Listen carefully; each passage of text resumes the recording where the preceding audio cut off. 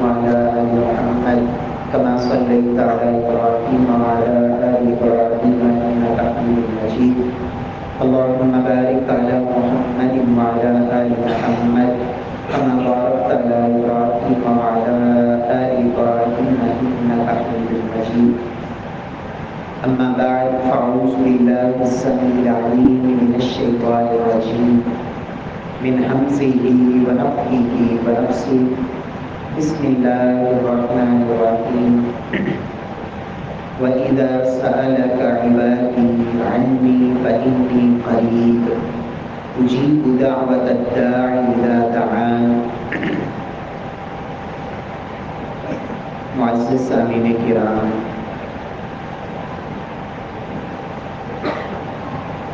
دعا بہترین عبادت ہے. تمام عبادات ان کا خلاصہ جوہر لب لباب یہ دعا ہے. بندہ مومن اس کا سب سے بڑا سہارا اور آسرا جب دنیا کے سارے سہارے اور آسرے ختم ہو جائیں تو پھر بھی ایک آسرا انسان کے لیے اور خصوصاً مومن کے لیے باقی رہتا ہے، اور وہ ہے اللہ کی ذات کا آسرا کہ وہ انسان اپنے رب سے مانگتا ہے اور اپنا وہ غم، وہ پریشانی، وہ دکھ، وہ تکلیف اسے اپنے رب کے سامنے بیان کرتا ہے، اور اسے اللہ سے امید ہوتی ہے کہ میرا پروردگار اس موقع پر یقیناً میری اس پریشانی کو اللہ دور فرمانے کے قادر ہے. پیارے بھائیوں، آج میں اور آپ اور اکثریت ہم مسلمانوں کی ایسی ہے کہ جو اللہ سے یا تو مانگتے ہی نہیں، دعا کی توفیق ہی چھن گئی. دعا کرنے کا جو ایک اللہ کی طرف سے حکم تھا اس سے مسلمان غافل ہو گئے. اور اگر ہم دعا کرتے بھی ہیں تو انداز ایسا ہوتا ہے، طریقہ ایسا ہوتا ہے کہ ہم خود کہہ رہے ہوتے ہیں کہ اللہ ہم نے مانگ تو لیا لیکن تو ہمیں عطا نہ کرنا. دیکھیں، دنیا کے اندر آپ اس مثال کو سمجھیں کہ آپ گزر رہے ہیں اور گزرتے ہوئے ایک شخص کے پاس سے آپ گزرے، اس نے آپ کو آواز دے کے کہا کہ مجھے پانی دے. تو آپ نے وہ آواز سنی. ممکن ہے آپ کہیں چلو میں اس کو پانی دے دیتا ہوں، اور ممکن ہے آپ کہیں کہ کوئی نہیں کوئی اور دے دے گا. لیکن ایک شخص ایسا ہے کہ جس کے پاس سے آپ گزرے اور وہ بڑی شدت کی پیاس میں تھا، اور اس نے بالکل ایک التجا والے انداز میں آپ کو مخاطب کر کے کہا کہ مجھے پانی دے. یعنی اس طرح کی کیفیت اس نے بنا کے کہا تو آپ سمجھیں گے کہ یہ بندہ جو ہے نا اب اس کو فوراً پانی دینا چاہیے. میرے پیارے بھائیوں، ہم نماز میں ہی کھڑے ہوتے ہیں تو بہت سارے ہمارے مسلمان بھائی کو کیفیت یہ ہوتی ہے، جمائیاں آ رہی ہیں، پتہ ہی نہیں کہ ہم اپنے رب سے مانگ کیا رہے ہیں. اور اگر انداز مانگنے کا ہے تو یہ،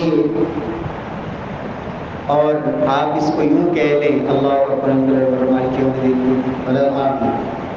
پتہ ہی نہیں کہ میں نے اپنے رب سے کیا کہا، کیا مانگا. اتنی سپیڈ، اتنی تیزی سے وہ جملے جو رٹے رٹائے زبان سے گزار دیے، خبر ہی نہیں کہ میں نے کیا کہا. میرے پیارے بھائیوں، آپ کا بچہ آپ سے آ کے کہے مجھے 500 دو، تو آپ کہیں گے یہ مانگنے کا انداز ہے.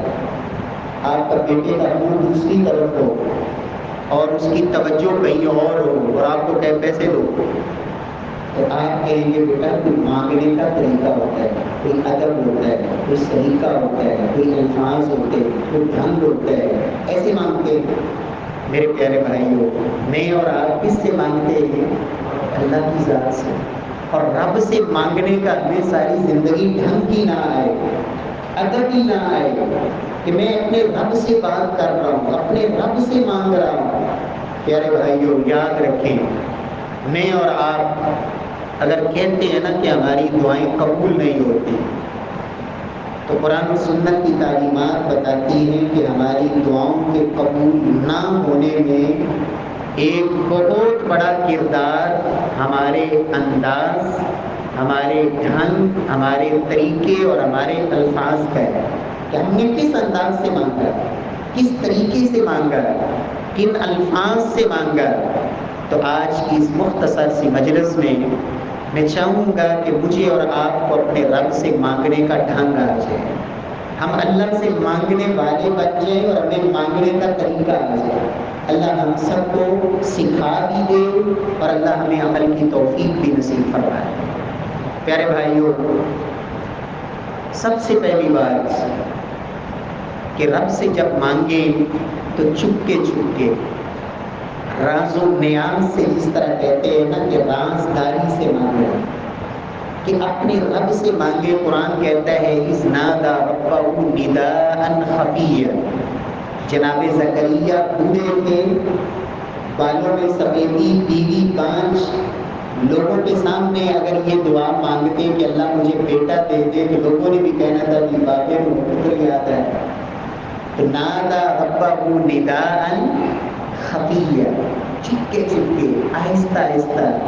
اور امام ابن قیم رحمہ اللہ کہتے ہیں کہ شیخ الاسلام ابن تیمیہ رحمہ اللہ جب اللہ سے کوئی دعا کرنی ہوتی نا تو صحرا میں نکل جاتے اور لوگوں سے الگ تھلگ ہو کے کہتے ہیں اللہ اب میں ساری دنیا سے کٹ کے لوگوں کے شور شرابے اور تمام انسانوں سے جدا ہو کے اب تیرے سامنے ہوں یا اللہ، اب یا تو ہے یا میں ہے، اور یہ میری باتیں، میری التجائیں اور یہ میری آرزوئیں ہیں۔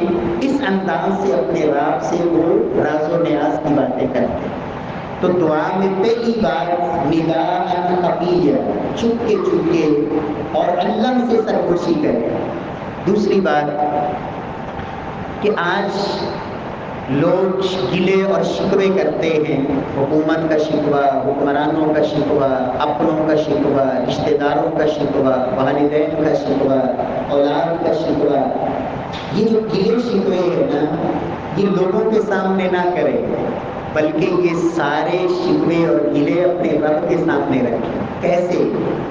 سیدنا یعقوب علیہ السلام، جناب یوسف علیہ السلام کی جدائی کا جب بہت ایک لمبا صدمہ اور ایک لمبا غم، تو کیا کہا؟ انما اشکو بثی وحزنی الی اللہ۔ اے اللہ، میرے سارے گلے اور شکوے اور میرے سارے غم اور دکھڑے میں سناتا ہوں تو تیری ذات کو۔ میرے اپنے بیٹے بھی اللہ اس قابل نہیں ہے کہ میرے دکھڑے سن سکے، میں اپنے بیٹوں کو بھی اپنے غم نہیں سناتا۔ اشکو بثی وحزنی الی اللہ، تو اپنے ہی شکوے اور گلے اپنے رب کے سامنے۔ اور تیسری بات، جب رب سے مانگے نا تو پھر انداز جو ہے نا گڑ گڑانے والا، گڑ گڑا کے اور بے بسی والا انداز۔ کیوں؟ اللہ نے قرآن میں کہا ادعوا ربکم تضرعا وخفیا، لوگوں رب کو پکارو تضرعا۔ تضرع کیا ہوتا ہے؟ گڑ گڑانا، گڑ گڑانا۔ اللہ اکبر۔ کیسے؟ شیخ الاسلام ابن تیمیہ رحمہ اللہ اکبر قرآن کی جب اس آیت کی تفسیر پہ پہنچے نا تو ایک بات کہتے ہیں کہ اے پروردگار، تیرا کیا انداز ہے ان لوگوں کے ساتھ جو مومن نہیں تھے، مشرک تھے۔ کون ہیں؟ مشرک، رب کو ایک ماننے والے نہیں۔ جب کشتی بھنور میں پھنسی اور انہوں نے گڑ گڑا کے اپنے رب کو پکارا تو رب نے ان کی کشتی کو بھی بھنور سے نکال دیا۔ تو شیخ الاسلام کہتے ہیں اللہ، اگر مشرک اور کافر بھی تجھے گڑ گڑا کے پکارے تو ان کی بھی سنتا ہے، اور اہل ایمان جب تجھے گڑ گڑا کے اور اس انداز میں پکارے تو ان کا جواب کیسے دیجیے؟ تو گڑ گڑا کے اللہ اکبر. اور امام مقبل رحمہ اللہ فرماتے ہیں اذا غلبت علیک فعلیک بالدعاء، جب ساری دنیا سے تم مغلوب ہو جائے اور سارے سہارے اور آسرے تیرے ٹوٹ جائے فعلیک بالدعاء، تو پھر رب سے جڑ جا، رب سے مانگ. بسا اوقات وہ فرماتے ہیں دعوت واحدہ ربما تنقب دولہ، ایک دعا بسا اوقات ایک پوری ریاست کو صفا ہستی سے ملا دیتی. ایک دعا پوری ریاست کو صفائی ہستی سے مٹا دیتی ہے، لیکن وہ دعا ہونی چاہیے. اللہ نے توفیق نصیب فرمائے. تو گڑ گڑا کے اللہ اکبر. اور اللہ رب العزت سے سرگوشی کے انداز میں، کس طرح کا انداز، اللہ اکبر. سیدنا زکریا علیہ السلام نے جب بڑھاپے میں بیٹا مانگا تو یہ نہیں کہا کہ بوڑھا بیوی بانج ہے اور اسباب ظاہری تو نظر نہیں آتے، تو انہوں نے کیا انداز اختیار کیا؟ رب انی وہن العظم، اے اللہ میری ہڈیاں کمزور ہو گئی، وہن العظم واشتعل الرأس شیبا، اے اللہ اب بالوں میں سفیدی چمک رہی ہے اور شعلے مار رہی ہے. اللہ اکبر. ولم اکن بدعائک رب شقیا، لیکن اے اللہ میں تجھے پکار رہا ہوں اور تجھ سے مانگنے میں مجھے اتنا یقین ہے کہ میں اپنی دعا میں نامراد نہیں لوٹوں. اللہ اکبر. اپنی حالت کہ بوڑھا ہوں، ہڈیاں کمزور، سر میں بڑھاپا اور شعلے مار رہا ہے سر سفیدی سے، لیکن اے اللہ تجھے جو میں پکار رہا ہوں اپنی اس دعا پہ مجھے یقین ہے کہ تو پوری کرے گا. یہ گڑ گڑانے والا انداز جو ہے یہ اللہ کو بڑا پسند ہے. تو اللہ رب العزت ہمیں توفیق نصیب فرمائے. رب سے جب مانگنا ہو نا تو ایک انداز یہ بھی ہے کہ انسان اپنے اللہ کے سامنے اپنے منصوبے پلاننگ، یا اللہ میرے تو یہ بڑے منصوبے تھے کہ میں نے تو یہ بھی کرنا تھا، یہ بھی کرنا تھا، یہ بھی میرا پلان تھا، یہ سارے منصوبے تو مجھے ضائع ہوتے نظر آ رہے ہیں. اس انداز سے انسان اپنے رب کو پکارے. کیسے؟ اللہ کے نبی صلی اللہ علیہ وسلم بدر میں جب صحابہ کو لے کے آئے تو کتنے سال کی محنت کی؟ 13 سال مکے کے اور مدینے کے اندر 2 سال، کل 15 سال کی محنت. آپ بدر میں آ کے اللہ کو کس انداز میں پکارتے ہیں؟ اللہم انجز لی ما وعدتنی، اے اللہ آج یہ وقت ہے کہ پروردگار جو تو نے وعدے کیے ہیں وہ وعدے پورے کر کے مجھے دکھائے. اللہم ان تہلک هذه العصابہ لم تعبد فی الارض الى یوم القیامہ، لا تعبد فی الارض. اے اللہ یہ میری مٹھی بھر جماعت جس کو میں نے محنت سے تیار کر کے آج تیرے سامنے پیش کیا ہے، اگر یہ سب آج یہاں ختم ہو گئے تو پروردگار پھر زمین پہ تیری عبادت نہیں ہوگی. یا اللہ یہ میرا منصوبہ، میری پلاننگ تو یہ ہے کہ اللہ تو ان کو غلبہ دے اور یہ پوری زمین پہ تیرے نام کو اونچا کریں اور تیری توحید کو پھیلائیں. یا اللہ میرا پلاننگ اور میرا منصوبہ تو یہ ہے، اگر یہ جماعت آج یہاں ختم ہو گئی تو پھر زمین پہ تیری عبادت نہیں ہوگی. تو یہ بھی رب سے مانگنے کا انداز ہے. سیدنا زکریا علیہ السلام لوگوں کو اللہ کی طرف بلاتے ہیں، دعوت، لیکن اپنے خاندان پہ جب نظر ڈالی کہ میرے بعد یہ جو اللہ کی توحید اور رب کی طرف بلانے کا یہ جو ایک سلسلہ ہے، اسے میرے بعد خاندان میں سے کون سنبھالے گا؟ تو مایوسی ہوئی کہ خاندان میں کوئی نظر نہیں آتا. تو کیا کہا؟ انی خفت الموالی من ورائی، اے اللہ میں اپنے پورے خاندان، رشتے دار، برادری، ان کے بارے میں خوف کھاتا ہوں کہ میرے جانے کے بعد اس دعوت کے مشن کو بھی لے کے آگے چلے گا نہیں. انی خفت الموالی من ورائی، یا اللہ یہ میری محنت اور میرے جو منصوبے تھے کہ تیرا نام زمین میں عام ہو، تیری توحید جو ہے یہ پھیلے، یا اللہ یہ سلسلہ تو مجھے ڈگمگاتا نظر آ رہا ہے. تو کیا کہا؟ اے اللہ وکانت امراتی عاقرا، اس میں کوئی شک نہیں کہ میری بیوی اس قابل نہیں ہے کہ وہ بچے کو جنم دے سکے، فہب لی من لدنک، اے اللہ لیکن یہ جو میرا ایک منصوبہ تھا کہ تیری یہ دعوت کا سلسلہ تیری زمین پہ چلتا رہے، یہ ختم ہوتا نظر آ رہا ہے، تو فہب لی من لدنک ولیہ، اے اللہ اب تو مجھے میرا بھی ایسا وارث نصیب فرما دے، یرثنی ویرث من آل یعقوب، میرا بھی وارث بنے، آل یعقوب کا بھی وارث بنے، وجعلہ ربی رضیہ، اور تیرا محبوب اور پسندیدہ بندہ بنے، رب لا تذرنی فردا، اے اللہ مجھے اب اکیلا نہ چھوڑنا، اللہ اکبر، وانت خیر الوارثین، تو بہترین وارث دینے والا ہے۔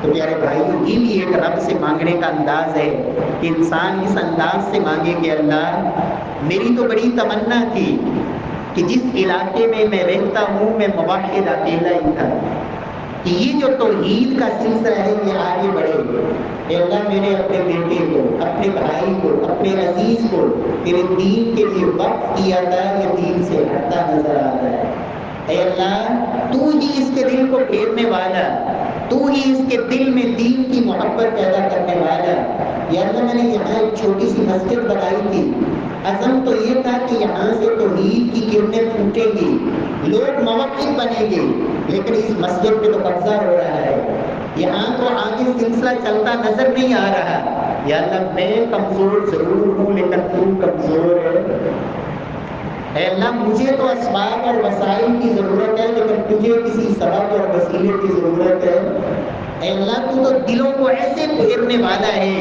کہ تمام انسانوں کے دل تیری دو انگلیوں کے درمیان ہے، جب چاہے جیسے چاہے اسے پھیر، اللہ اکبر، اللہ ہمیں توفیق نصیب فرمائے۔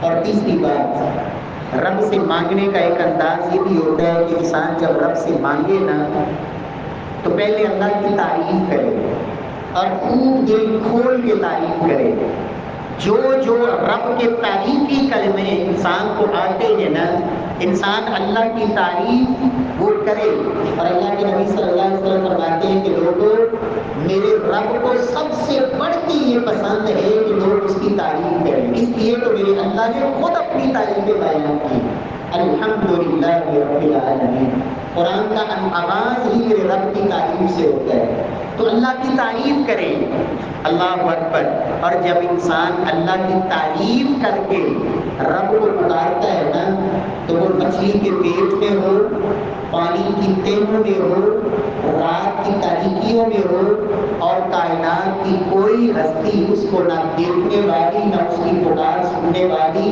لیکن جب وہ رب کی تعریفیں کر کے رب کو پکارتا ہے تو میرا اللہ وہاں سے بھی سنتا ہے۔ اللہ فرماتے ہیں سیدنا یونس کے بارے میں، فلولا انہ کان من المسبحین، اگر میرا یونس میری تعریفیں کرنے والا نہ ہوتا، للبث فی بطنہ الی یوم یبعثون، تو قیامت تک وہ مچھلی کے پیٹ میں ہی ہے۔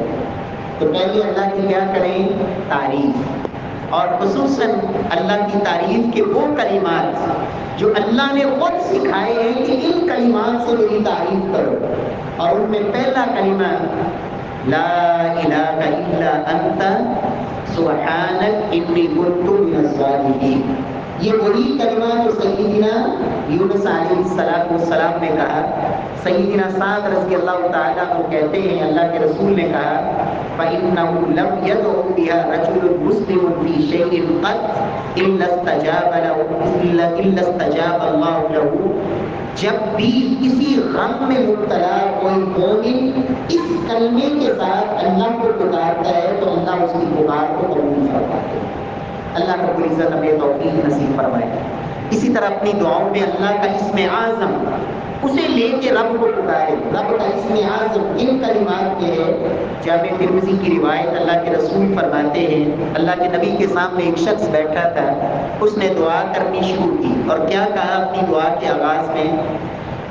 اللہم انی اسألک بأنی اشہد انک انت اللہ لا الہ الا انت الاحد الصمد الذی لم یلد ولم یولد ولم یکن له کفوا احد۔ اللہم انی اسألک، اے اللہ میں تجھ سے سوال کرتا ہوں بِأَنِّي أَشْهَدُ أَنَّكَ أَنْتَ اللَّهُ، اس گواہی کے ساتھ میں گواہی دیتے ہوئے کہ اے اللہ تیرے علاوہ کوئی معبود حق کی نہیں، اے اللہ تو اکیلا ہے، تیرا کوئی شریک نہیں، اور تو ہی بے نیاز ہے، کوئی اور ہستی نہیں جو سب سے بے نیاز ہو، بے نیاز تو ہی ہے، نہ تیرا کوئی بیٹا ہے اور نہ تو نے کسی کو جنم دیا، نہ تجھے جنم دیا گیا، اور نہ ہی اللہ تیرا کوئی ہمسر ہے۔ ان کلمات کے ساتھ جب اس شخص نے اللہ سے دعا کی نا تو اللہ کے نبی کیا کہتے ہیں؟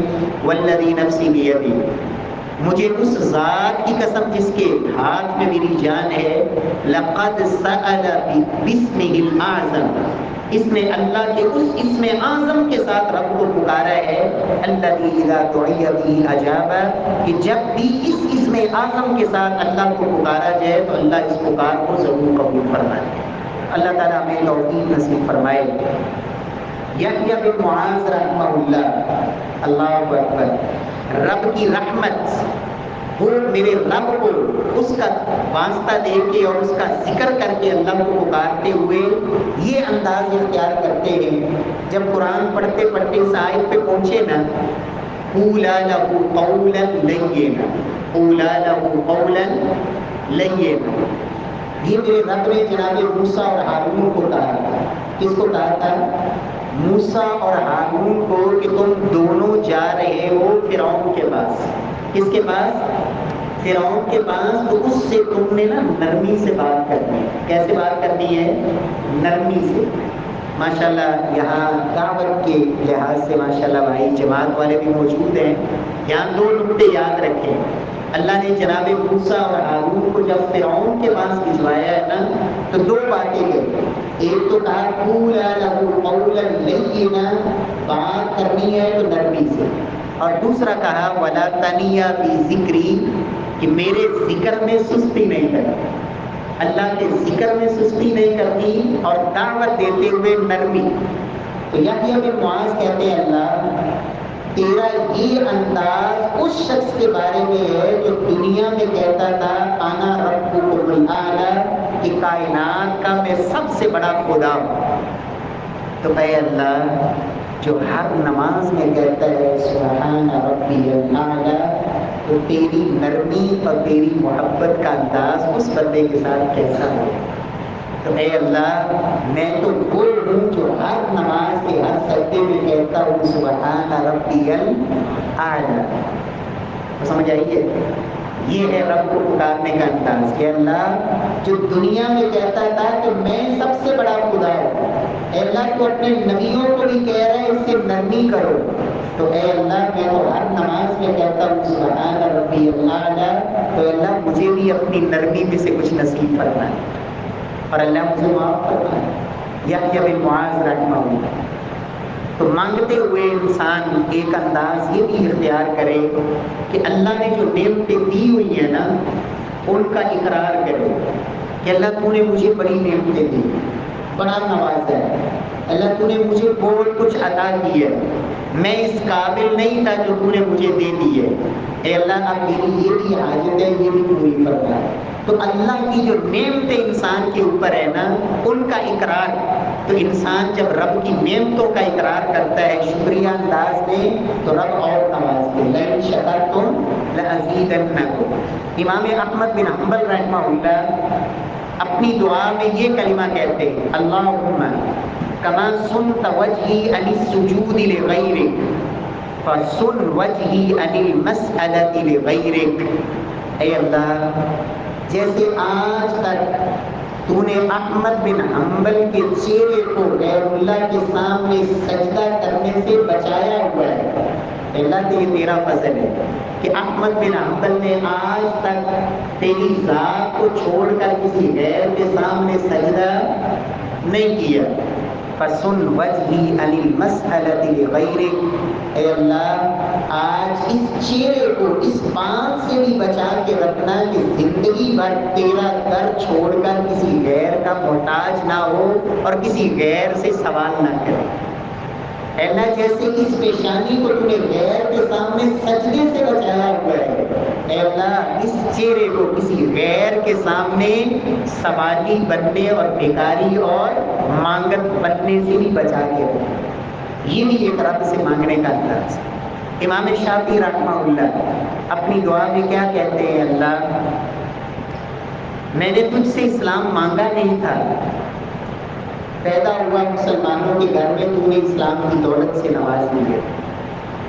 بن مانگے اللہ تو نے جو سب سے بڑی اس دنیا کی نعمت کی، نعمت اسلام، اے اللہ کو عطا کر دی، تو اب میں تجھ سے آخرت کی نعمت جنت الفردوس مانگتا ہوں، یا اللہ وہ مجھے مانگنے سے عطا کر۔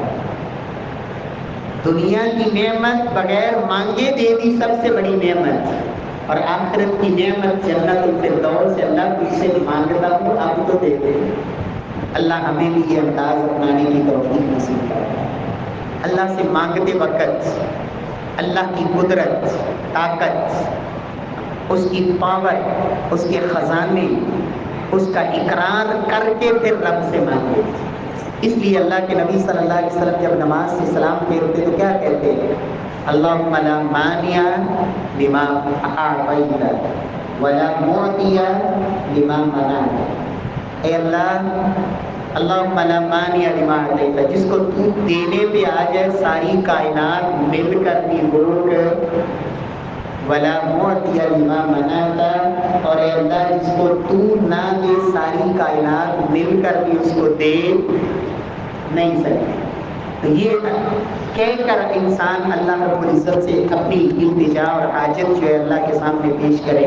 اللہ رب العزت ہمیں توفیق سے نوازے اور مانگنے کا اللہ ہمیں ڈھنگ سکھائے۔ ابراہیم بن ادم رحمہ اللہ مسافر ہیں، سفر میں ہیں، لوگ ساتھ ہیں، کشتی میں سوار ہیں، اچانک تیز آندھی اور طوفان چلنا شروع ہوا، کشتی ہچکولے کھانے لگی، لوگوں نے چیخیں مارنی شروع کر دی، رونا شروع کر دیا، اور ابراہیم بن ادم رحمہ اللہ کیا کہتے ہیں؟ یا حی حین لا حی، اے وہ زندہ ذات جو اس وقت بھی زندہ تھا جب کوئی اور شے زندہ نہیں تھی، وَيَا حَيُّ قَبْلَ كُلِّ حَيٍّ، اور اے وہ زندہ ذات جو ہر زندہ سے پہلے زندہ تھا، وَيَا حَيُّ بَعْدَ كُلِّ حَيٍّ، اور اے وہ زندہ ذات جو ہر زندہ کے بعد بھی زندہ رہے گا، جب ساری زندہ رہنے والی چیزیں ختم ہو جائیں گی وہ پھر بھی زندہ رہے گا۔ یا حی یا قیوم یا محسن، اے قائم رہنے والی ذات، زندہ رہنے والی ذات، احسان کرنے والی ذات، قد ارینا قدرتک، تو نے اپنی قدرت کی جھلک ہمیں دکھا دی کہ کیسے بہت بڑی کشتی اور بہت بڑا جہاز چند لمحوں میں ہچکولے کھانے لگا۔ اللہ ہم نے تیری قدرت تو دیکھ لی، فَأَرِنَا عَفْوَكَ، اے اللہ اب ہمیں اپنا کرم بھی دکھا دے، اپنے کرم اور فضل کی جھلک بھی ہمیں دکھا دے۔ تو راوی بیان کرتے ہیں فَحَدَتِ السَّفِينَةُ مِنْ سَاعَتِي، اسی لمحے جو ہچکولے کھاتی کشتی تھی وہ تھم گئی اور پرسکون ہو۔ یہ ہے رب کو پکارنے کا انداز۔ اللہ ہمیں یہ فن اور یہ ڈھنگ سکھائے، اللہ ہمیں توفیق سے نواز دے۔ دعاؤں میں بسا اوقات لمبے چوڑے جملے انسان نہ بھی بول سکے نا، تو بسا اوقات نکلا ہوا زبان سے ایک جملہ زندگی کے سارے غموں کا علاج بن جاتا ہے۔ جناب موسیٰ علیہ السلام گھر کوئی نہیں، بیوی نہیں، بچے نہیں، کھانا نہیں، ہمسایہ نہیں، سہارا اور آسرا نہیں، جنگل میں ہے، صحرا میں ہے، کوئی چیز ظاہری اسباب دنیا کے کچھ بھی نہیں، تو جناب موسیٰ علیہ السلام رب سے مانگنے بیٹھ جاتے جو ایک لمبی فہرست تھی، تو کیا کہا؟ ایک جملہ کہا، ربی انی لما انزلت الی من خیر فقیر، اے اللہ جو بھی خیر تو مجھے نصیب فرما دے، تو یہ تیرا بندہ تیری طرف سے ملنے والی ہر خیر کا ہی محتاج ہے۔ رب انی لما انزلت الی من خیر فقیر، میرے رب نے گھر بھی دیا، ملازمت بھی دی، بیوی بھی دی، اور میرے رب نے ہم کلامی کا شرف بھی بخشا۔ رب انی لما انزلت الی من خیر فقیر، تو اپنی دعاؤں میں ایسے جملے اپنے رب سے کہا کرو۔ سیدہ آسیہ جب فرعون کے ظلم، اللہ اکبر، بے تحاشا اور بے پناہ ظلم، تو دو چار کلمات کہے، کیا کہا؟ اللہ اکبر، رب ابن لی عندک بیتا فی الجنہ، اے اللہ اپنے پڑوس میں میرے لیے ایک گھر بنا، اے اللہ اپنے پڑوس میں۔ اور یہاں بعض اہل علم نے یہ نقطہ اخذ کیا ہے کہ انسان کو پلاٹ خریدتے وقت، مکان خریدتے وقت پہلے پڑوس کا لوکیشن چیک کرنی چاہیے، پڑوس دیکھنا چاہیے، آس پاس میں رہتے کون ہیں۔ تو سیدہ آسیہ نے گھر سے پہلے عندک، رب ابن لی عندک بیتا، گھر بعد میں مانگا، رب کا پڑوس پہلے مانگا، یا اللہ اپنے پڑوس سے، اپنے پاس میرا ایک گھر بنا۔ اللہ اکبر۔ سیدنا ابو سلمہ اور ام سلمہ کا قصہ آپ سنتے رہتے ہیں، سیدہ ام سلمہ، اللہ اکبر، جب ابو سلمہ ان کے شوہر فوت ہوئے تو انہوں نے دعا کی تھی نا، اللہم اجرنی فی مصیبتی واخلف لی خیرا منہا۔ لیکن سیر اعلام نبلاء میں امام ذہبی نے اس واقعے میں کچھ مزید الفاظ نقل کیے ہیں کہ ایک دن سیدنا ابو سلمہ اور ام سلمہ دونوں خامد بیوی رات کا وقت آپس میں باتیں کرتے کرتے، بیوی کہتی ہے کہ کیوں نہ ہم ایک دوسرے سے وعدہ کر لیں کہ اگر میں پہلے فوت ہو گئی تو تم میرے بعد اور شادی نہیں کرو گے، اور اگر تم فوت ہو گئے تو میں تمہارے بعد اور شادی نہیں کروں۔ سیدنا ابو سلمہ رضی اللہ تعالیٰ عنہ کہتے ہیں کہ ام سلمہ، میں تجھے ایک بات کہتا ہوں، تم میری بات مان لو، اور وہ بات کیا ہے کہ اگر میں تجھ سے پہلے فوت ہو جاؤں تو تو میرے بعد شادی کر لے، میرے بعد شادی کر لینا، لیکن میں تجھے کچھ الفاظ سکھا دیتا ہوں، تم یہ کلمات کہہ دو اور یہ دعا کرنا، اللہم ارزق ام سلمہ بعدی رجلا خیرا منی، اے اللہ میں دنیا سے چلا جاؤں تو میرے دنیا سے چلے جانے کے بعد ام سلمہ کو ایسا شوہر نصیب فرمانا، خیرا منی، جو مجھ سے بہتر ہو، لا یحزنها ولا یؤذیها، نہ اسے کوئی دکھ تکلیف دے اور نہ کسی قسم کی کسی مشقت میں اسے مبتلا کرے۔ اللہ اکبر۔ تو یہ سیدنا ابو سلمہ نے ام سلمہ کو یہ کلمات سکھائے، تو میرے رب کو یہ کلمات اتنے پسند آئے کہ جب ابو سلمہ فوت ہوئے تو ام سلمہ کو میرے رب نے شوہر وہ دیا جو سیدہ عائشہ صدیقہ کا شوہر تھا، جو سیدہ خدیجہ کے شوہر تھے، جو حفصہ اور میمونہ کے شوہر تھے، تو اللہ رب العزت نے انہیں ام المؤمنین کا شرف نصیب فرمایا۔ اللہم ارزق ام سلمہ رجلا خیرا منہ۔ تو اللہ رب العزت سے مانگنے کا انداز اور فن اور ڈھنگ، بس اوقات میرے اللہ کو یہ انداز جو ہے وہ بڑا پسند آتا ہے۔ اللہ اکبر۔ امام فریابی رحمہ اللہ، بس میں اپنی بات انشاءاللہ ختم کرتا ہوں، چند باتیں رہ گئی۔ امام فریابی رحمہ اللہ فرماتے ہیں کہ رب سے مانگنے کا نا ایک انداز یہ بھی ہوتا ہے، کہتے ہیں کہ میں مزدلفہ میں تھا دوران حج، رات کا وقت تھا، اور آپ کو پتہ ہے ماشاءاللہ جو لوگ حج کر چکے ہیں اللہ ان کا حج قبول فرمائے، اور جو نیت رکھتے ہیں اللہ ان کے لیے آسانیاں پیدا فرمائے۔ مزدلفہ کی رات جو ہے نا وہ سونے کی رات ہوتی ہے، سارے لوگ سو رہے ہوتے ہیں، وہاں آرام کرنا ہے، سونا ہے۔ تو امام فریابی رحمہ اللہ فرماتے ہیں کہ اتفاق سے رات کا وقت تھا تو میری آنکھ کھل گئی، میں جاگ گیا، تو میرے قریب ہی نا ایک بوڑھا مرد اور ایک بوڑھی عورت وہ تھے، تو بوڑھا جو مرد تھا نا وہ دعا کر رہا تھا اللہ سے، اور اس کا دعائیہ جو جملہ تھا نا اس نے مجھے ہلا دیا۔ جملہ کیا تھا؟ وہ کہتا ہے کہ اللہ دنیا کے اندر یہ دستور ہے کہ لوگ کسی کو ملازم رکھتے ہیں یا کسی کو اپنے پیسوں سے غلامی کے لیے خرید لیتے ہیں، تو وہ جو غلام ہوتا ہے نا وہ آقا کی ساری زندگی خدمت کرتا ہے. تو جب وہ غلام بوڑھا ہو جاتا ہے تو مالک اسے کہتا ہے جا میں نے تجھے آزاد کر دیا، میں نے تجھے کیا کر دیا؟ آزاد. تو اے اللہ میں نے بھی تیری عبادت کی، میری بیوی نے بھی تیری عبادت کی، یا اللہ جوانی سے ہم تیری عبادت کرتے آئے، اب تو ہمارے بالوں میں سفیدی آ گئی ہے، اب تو ہم بوڑھے ہو چکے ہیں، تو اے اللہ جیسے دنیا والے غلامی سے آزاد کر دیتے ہیں، اے اللہ تو بھی ان بوڑھوں کو جہنم کی آگ سے آزاد کر. اللہ اللہ، یہ انداز میرے رب کو پسند نہیں آئے گا، میرا اللہ معاف نہیں فرمائے گا.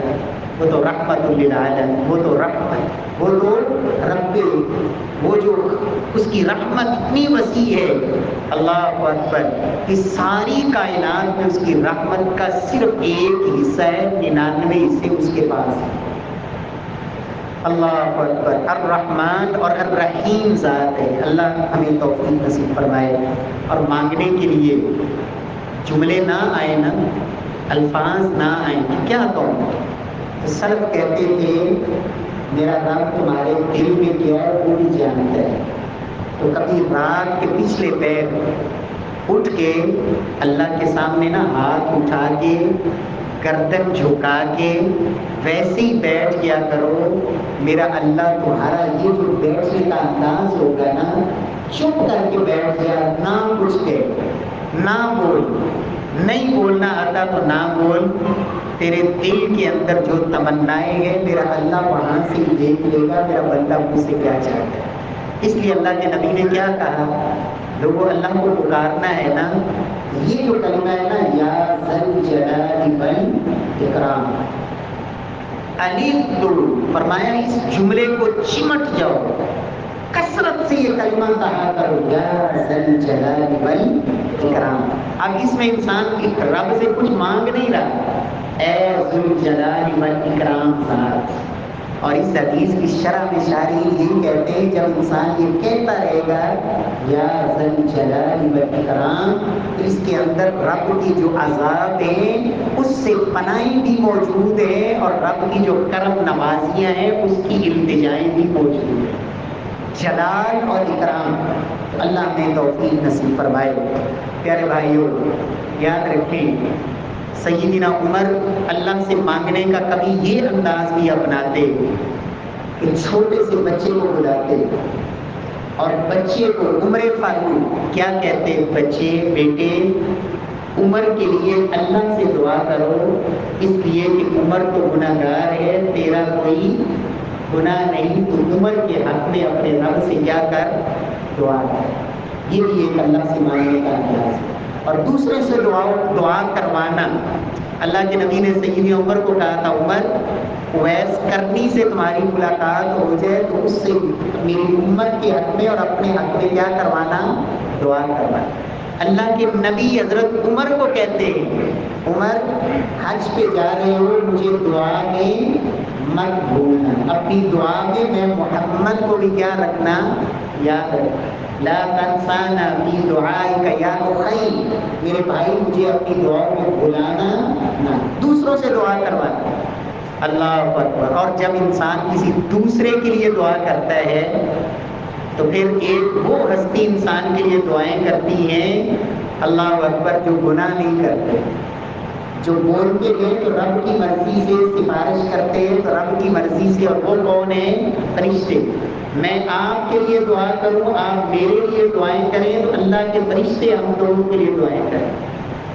سیدنا صفوان کہتے ہیں میں حج پہ جانے لگا، میں اپنی سانس کو گننے گیا. اس کو سانس کو، اور کون تھی وہ؟ ام الدرداء صحابیہ. تو مجھے کہتی ہیں صفوان حج پہ جا رہے ہو تو مجھے اپنی دعا میں یاد رکھنا، مجھے دعا میں نہ بھلانا۔ اور ساتھ حدیث سنا دی، میں نے اللہ کے نبی سے سنا تھا، جب کوئی مسلمان کسی مسلمان کے لیے اس کی غیر موجودگی میں دعائیں کرتا ہے تو اللہ ایک فرشتے کی ڈیوٹی لگا دیتے ہیں جو مسلسل اس کے لیے دعائیں کرتا رہتا ہے۔ صفوان تم میرے لیے دعائیں کرتے رہو گے، اللہ کے فرشتے تیرے لیے دعائیں کرتے رہیں۔ اللہ ہم سب کو توفیق سے نوازے۔ پیارے بھائیوں، رب سے مانگیں یقین سے مانگیں۔ کس سے مانگیں؟ یقین سے۔ امام بخاری رحمہ اللہ نے یہ جملہ کہا کہ ایک مومن اس کا اپنے رب سے اتنا تعلق ضرور ہونا چاہیے کہ اسے یقین ہو کہ میں جب رب سے مانگوں گا تو میرا رب میری دعا کو رد نہیں کرے گا۔ یہ تعلق ایک بندہ ایک مومن کا اپنے رب سے ہونا چاہیے۔ اللہ اکبر، اللہ اکبر۔ اور یقین جانے میں نے ایسے واقعات سنے ہیں، ایک نہیں 20 واقعات۔ ایک خاتون مجھے کہنے لگی کہ قاری صاحب ڈاکٹروں نے کہا تھا کہ اس عورت کے یہاں اولاد نہیں ہوتی، تو جب ڈاکٹروں نے یہ کہا تو میں نے بس مصلی بچھا لیا اور رات کو روتے روتے مصلی پہ ہی سوتی تھی اور مصلی سے ہی صبح اٹھتی تھی۔ 9 سال گزارے، اللہ نے بیٹا عطا کیا اور میرا یقین ایمان ہے میرے رب نے میری دعاؤں سے مجھے دیا ہے۔ ڈاکٹروں نے تو کہہ دیا تھا کہ اولاد نہیں ہوتی۔ اللہ اکبر۔ یقین جانے بعض نہ بڑی حیرانگی ہوتی ہے، ہمارے مدرسے میں بچے ہیں، آپ سب دعا کریں، طلبا پڑھنے والے، ان کی بڑی تمنا ہوتی ہے کہ اللہ ہمیں مدینہ یونیورسٹی لے جائے، اور ہمارے ادارے کی سند کا معادلہ ہے مدینہ یونیورسٹی کے ساتھ، لیکن ان کا جو نظام ہے نا کہ وہ یا تو 90% سے اوپر جو ممتاز ہوتے ہیں جس کو آپ A گریڈ کہہ سکتے ہیں، یا A+ گریڈ یا A گریڈ والے جو ہوتے ہیں نا ان کو وہ لیتے ہیں۔ تو اس سال جو ہمارا گزشتہ سال جن طلباء کا داخلہ ہوا ہے نا، تو ان میں بعض طلباء A+ والے تھے، ان کا نہیں ہوا۔ ایک بچے کا داخلہ ہوا جو ان سے نمبروں میں بہت نیچے تھا، وہ ہمارے علاقے کا بیلی رکھا منشن آباد کی طرف، تو اس کا نا بڑا بھائی بھی ہمارے پاس پڑھتا ہے، وہ مجھے کہتا ہے استاد جی 2 سال ہو گئے، میں نے اپنی ماں سے کہا تھا کہ امی بس مصلی ڈال ہے کہ مصلی ادھر چکنا ہے جب چھوٹے بھائی کی خبر آ جائے۔ یہ کہتا ہے استاد جی پھر رات کو میری ماں نا میں رو رو کے دعائیں کرتے دیکھے ہیں۔ اللہ رب العزت نے کہتا ہے جب اس کی خبر آئی نا تو میں مانوں کیا ماں دعا قبول ہو گئی ہے، پر دعا اور تیز کر دے کہ رب مکمل کر دے، کوئی رکاوٹ نہ بنے۔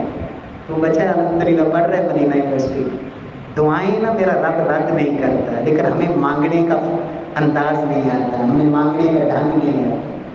ادعوا اللہ وانتم موقنون بالاجابہ، اللہ کے نبی نے کہا لوگوں جب رب سے مانگو تو اس انداز سے مانگو کہ تمہیں یقین ہو جائے کہ میرا اللہ میری دعا کو رد نہیں کرے۔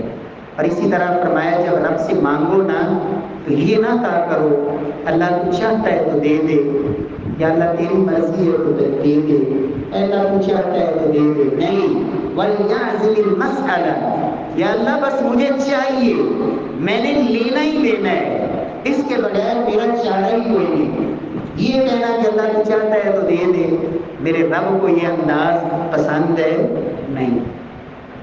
اللہ رب العزت دعاؤں کو قبول کرتے ہیں جب انسان خوشحالی میں ہے نا، ضرورت نہیں ہے، فراخی ہے، مال بھی ہے، اولاد بھی ہے، صحت بھی ہے، کاروبار بھی ہے، خوشیاں ہی خوشیاں ہیں، اس وقت بھی اپنے رب کو جب بندہ پکارتا ہے تو پھر جب غم آئے، پریشانی آئے، تکلیف آئے تو پھر میرا رب بھی پھر دعاؤں کو رد نہیں کرتا، لہٰذا خوشحالی میں بھی اللہ کو پکارتے رہے۔ اللہ رب العزت ہمیں توفیق نصیب فرمائے۔ یہ دعا آخر میں آپ سب نا اگر نہیں یاد تو یاد کر لیں، اور اللہ کے نبی صلی اللہ علیہ وسلم یہ سجدے میں بھی پڑھا کرتے تھے۔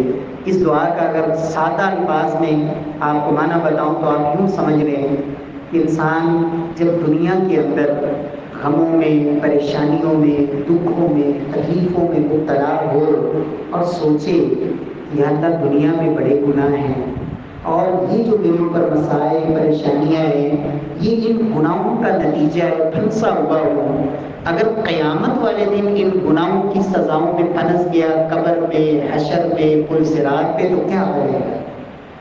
تو پھر انسان کیا کہے؟ اللہم انی اعوذ برضاک من سخطک، اے اللہ میں تیری ناراضگیوں سے پناہ مانگتا ہوں، تیری اے اللہ رضامندیوں کے ساتھ، کہ میرے اوپر تیری جتنی ناراضگیاں ہیں اے اللہ میں ان تیری ناراضگیوں سے تجھ سے ہی پناہ مانگتا ہوں کہ تم مجھے ان کے بدلے میں ساری رضامندیاں نصیب فرما دے۔ وَأَعُوذُ بِكَ اللہم انی اعوذ برضاک من سخطک وبمعافاتک من عقوبتک، اور اے اللہ تیری جو گرفت اور پکڑ ہے نا اس سے میں پناہ چاہتا ہوں تیرے عفو، کرم، فضل اور تیری رحمت کے ساتھ، کہ ان تیری جو گرفت اور پکڑ ہے اس کے بدلے میں مجھے اپنی کرم، فضل اور معافی نصیب فرما دے۔ وَأَعُوذُ بِكَ مِنْكَ، اے اللہ میں تیری سزاؤں سے تجھ سے ہی پناہ چاہتا ہوں۔ لا احصی ثناء علیک، اے اللہ جس طرح تیری تعریفیں کرنے کا حق ہے نا میرے اندر وہ تعریف کرنے کی طاقت ہی نہیں، میں ساری زندگی بھی تعریفیں کرتا رہوں تو تیری تعریف کا حق ادا نہیں کر سکتا۔ کیسے؟ جیسے تو نے خود اپنی تعریفیں کی ہیں۔ یہ دعا اللہ کے نبی سجدے میں بھی کیا کرتے تھے۔ اللہم انی اعوذ برضاک من سخطک وبمعافاتک من عقوبتک واعوذ بک منک لا احصی ثناء علیک انت کما اثنیت علی نفسک۔ اللہ رب العزت سے دعا ہے اللہ رب العزت ہماری پریشانیوں کو دور فرما دے، اللہ ہماری دنیا کے غموں کو دور فرما دے، اور اللہ سب سے بڑا جو آخرت کا غم ہے اللہ ہمیں اپنی جہنم سے آزادی نصیب فرما دے، اللہ ہمیں اپنی جنت کا وارث بنا دے، اللہ اپنے محبوب کا حوض کوثر کا جام نصیب فرما دے، اللہ اپنے محبوب کی شفاعت نصیب فرما دے، اللہ ہماری اولادوں کو نیک بنا دے، ہماری آنکھوں کی ٹھنڈک بنا دے، اور رب کائنات جب تک رکھے ایمان کے ساتھ رکھے، عقیدہ توحید پہ رکھے۔ مرنا تو ہے لیکن جب تک زندگی ہے اللہ اس زندگی کو قیمتی بنانے کی توفیق نصیب فرما دے۔ یاد رکھیں اصل وہ نہیں فوت ہوتا جو دنیا سے چلا جائے، فوت تو اصل وہ ہو گیا جس نے زندگی کا مقصد بھلا دیا، جس کو پتہ نہیں ہے کیوں آیا ہوں، کیا کر رہا ہوں، کیوں کر رہا ہوں، بس ایک نارمل سی زندگی ہے، بس ایک روٹین ہے، کھا لیا پی لیا سو گیا، بس چل رہا ہے کام۔ تو موت تو آ ہی رہی ہے لیکن جتنی سانسیں باقی ہیں، جتنی دھڑکنیں دل کی حرکت کر رہی ہیں ان سے کچھ کیجیے، اللہ کی رضامندی اور اپنے قرب کو تلاش کیجیے۔ اللہ رب العزت ہمیں عمل کی توفیق بخشے۔ واقول قولی ھذا وآخر دعوانا